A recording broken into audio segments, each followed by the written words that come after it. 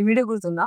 టాలీవుడ్‌లో జరిగిన ఒక biggest scam 'baby leaks'. 'Baby' cinema అనేది నా ఫ్రెండ్ 'షిరీన్ శ్రీరామ్' తీసిన 'ప్రేమించొద్దు' అనే సినిమాది కాపీ లేపేసిర్రు. డైరెక్ట్ మొత్తం కాస్ట్యూమ్, గెటప్ మొత్తం.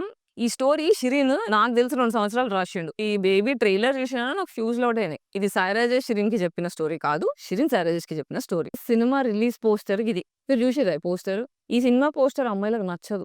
ఆ డ్రెస్ లోపల ఫింగర్ పెట్టింది. ఈ సినిమా రిలీజ్ అయిన తర్వాత అమ్మాయి పోస్టర్‌లని చెప్పులతో కొట్టింది జరిగింది. అంటే ఒక అమ్మాయిని ఎంత డిగ్రేడ్ చేస్తే చెప్పులతో కొట్టిస్తే సినిమాకి అది వర్కౌట్ అవుతుందనే పాయింట్‌ని వాడుకున్నారు. This is insult.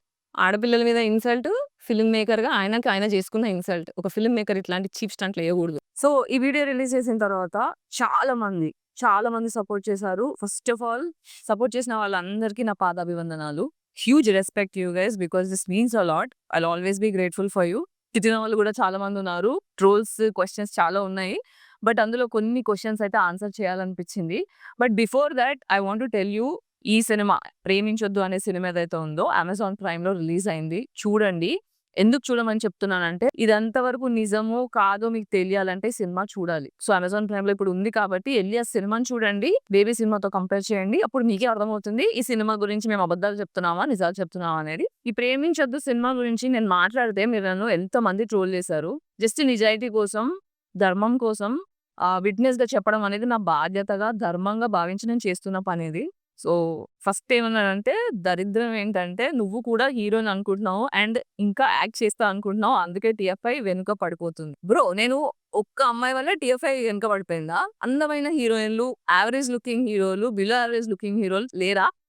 నేను ఎవ్వరి పేర్లు తీసుకోను. ఎందుకంటే I have huge respect for them. Because వాళ్ళ వల్లనే ఈ రోజు నేను కూడా మెయిన్ క్యారెక్టర్ అన్న ఫీలింగ్‌లో ఉన్నా. అంతెందుకు బ్రో, నీ లైఫ్‌లో నువ్వు హీరో కాదా? నా లైఫ్‌లో నేను హీరోయిన్ కాదా? బరాబర్ ఫీల్ అయితా నేను హీరోయిన్ అని. ఏంది?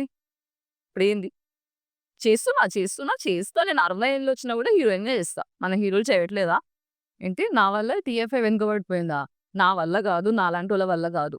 ఇగో ఇలాంటి ఒక అమ్మాయి డ్రెస్‌లో ఇలా ఏదైతే డర్టీ ఫోటో ప్రమోట్ చేసి అమ్మాయిల పోస్టర్ మీద చెప్పులతో కొట్టిచ్చారో, ఇలాంటి పనులు చేయడం వల్ల టీఎఫ్ఐ వెనుకబడే ఛాన్స్ ఉంది గానీ, నాలాగా నిజాలు మాట్లాడి, నిక్కచ్చిగా మాట్లాడే వాళ్ళ వల్ల అయితే అస్సలు చెడిపోదు.